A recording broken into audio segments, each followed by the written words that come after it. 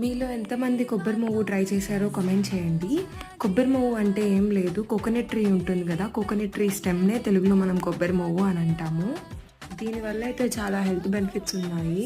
And నేనైతే ఇది second time తిన్నాము. అండ్ ఆల్సో దీని టేస్ట్ కొంచెం కొబ్బరి పువ్వు టేస్ట్‌కి సిమిలర్‌గా ఉంటుంది. సో, డెఫినెట్‌గా మీరు కూడా ట్రై చేయండి.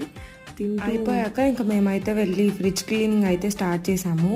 ఫ్రిడ్జ్ క్లీనింగ్ చేసేటప్పుడు నేను 2 డేస్ బ్యాక్ పపాయ అయితే కట్ చేసి పెట్టున్నాను. అదేంటంటే బాగా ఎక్కువ పండిపోయింది. కొంచెం మెత్తగా స్మాష్ అయిపోయిందనమాట. అలా తినడం కంటే జ్యూస్ చేసుకొని తాగితే ఈజీగా తాగేయచ్చు అని చెప్పేసి జ్యూస్ చేస్తున్నాను, పపాయ జ్యూస్ ఈవినింగ్‌కి. మీలో ఎంతమంది పపాయ హేటర్స్ ఉన్నారో కమెంట్ చేసేయండి. ఒకప్పుడు నేను కూడా పపాయ హేటర్ అనమాట. అసలు పపాయ కట్ చేస్తున్న ఆ స్మెల్ కూడా నాకు అసలు పడేది కాదు.